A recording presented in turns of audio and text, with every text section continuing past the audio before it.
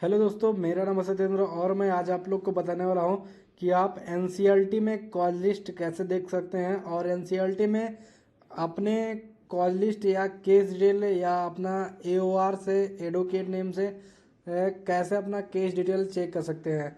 मैं सारी इन्फॉर्मेशन आपको बताऊंगा, वीडियो में बने रहेंगे तो सारी इन्फॉर्मेशन आपको पता चल जाएगा। तो मैं आपको चलिए अपने लैपटॉप के स्क्रीन पे ले चलता हूँ और वहाँ से बताता हूँ कि आप एनसीईआरटी का कॉल लिस्ट कैसे चेक कर सकते हैं।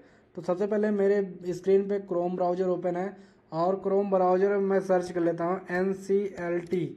एनसीएलटी एक टर्मिनल है, आप वो उसको सर्च कर लीजिएगा। सबसे पहले नंबर पे आपको वेबसाइट मिलेगी nclt.gov.in करके।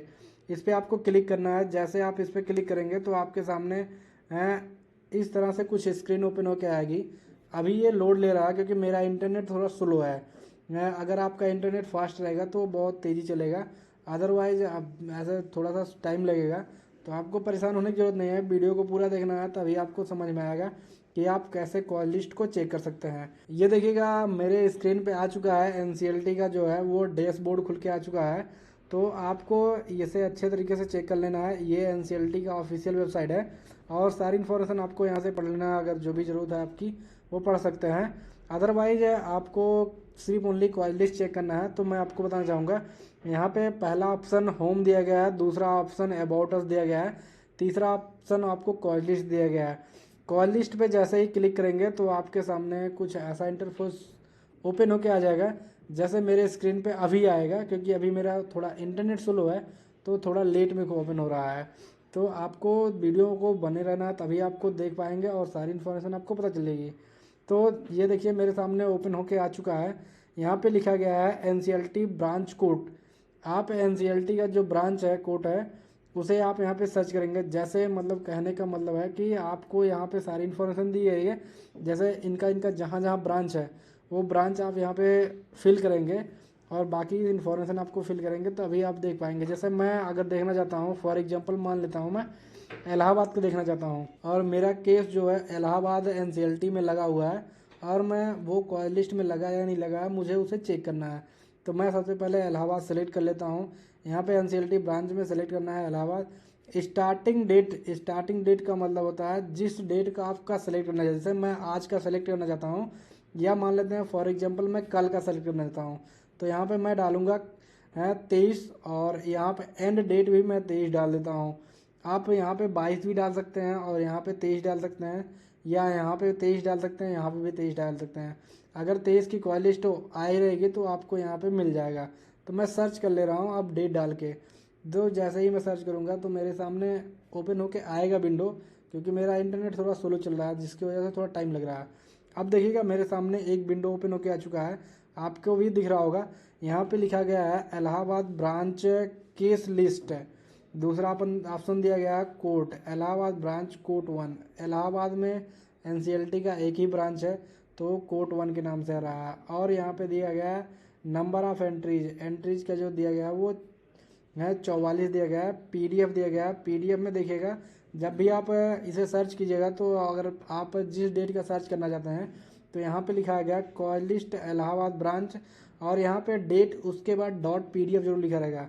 इससे आप कंफर्म कर सकते हैं कि ये आज का है या कब का है। और ये साइज कितने की है वो दिखा देगा। अगर वहाँ पे भी नहीं आपको लिखा रहेगा, क्योंकि अगर यहाँ पे नहीं दिया रहेगा तो आप चेक नहीं कर पाएंगे। तो मैं इस पीडीएफ को ओपन कर ले रहा हूँ, मेरे सामने अभी पीडीएफ है ओपन होके आ जाएगा। ये हमारा कॉल लिस्ट ओपन होके आ चुका है। जो पीडीएफ में मैंने अभी ओपन किया था वो ओपन होके आ चुका है। अब यहाँ से आप सारी इन्फॉर्मेशन चेक कर सकते हैं। यहाँ पे दिया गया है सीरियल नंबर और यहाँ पे सीपी नंबर दिया गया है, केस नंबर होता है। यहाँ पे देखिएगा सीपी आईवी नंबर। इसके बाद ये आपका केस हो गया है, ये आपका ईयर हो चुका है। यहाँ से आप इसे चेक कर सकते हैं। और CA IA करके दिया गया है, ये IA जो नंबर होता है वो दिया गया है। पर्पज जो होता है वो ऑर्डर के लिए हो रहा है, यहाँ पे दिया गया है। और ये सारी इन्फॉर्मेशन दी गई है। यहाँ पे नेम ऑफ पार्टीज के जो नेम जिसके खिलाफ ये केस है वो नेम दिया गया है। और name of council of petitioner applicant है। यहाँ पे पैटिशनर का नेम, यहाँ पे रिस्पोंडेंट का नेम दिया गया और यहाँ पे डेट वोट जो भी है वो सारी इन्फॉर्मेशन दी जाती है। तो फॉर एग्जांपल मैं मान लेता हूँ मेरा नाम सागर मल्होत्रा है, तो मैं सागर मल्होत्रा के अपने नेम फिल्टर से यहाँ से आप ध्यान दीजिएगा, आप अपने नेम फिल्टर से सर्च कर सकते हैं, पार्टी नेम से सर्च कर सकते हैं और केस नंबर से सर्च कर सकते हैं। तो मैं अभी अपने नेम फिल्टर, जैसे मैं एक वकील हूँ, मेरा नेम है सागर मल्होत्रा और मैं अपने नेम से सर्च करना चाहता हूँ कि कितने केस है। तो मैंने अपने नेम को यहाँ पे टाइप किया, ऊपर देखिएगा मैं टाइप किया हूँ और यहाँ पे सर्च किया हूँ, मेरा नेम से एक केसेज आ रहे हैं जो मेरे कल के लगे हुए हैं।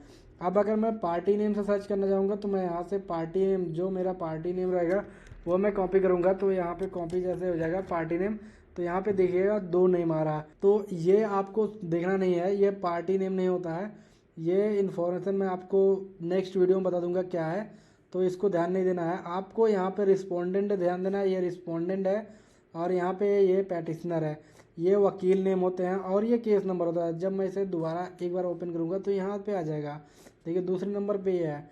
तो ये पार्टी नेम से ऐसा सर्च कर सकते हैं।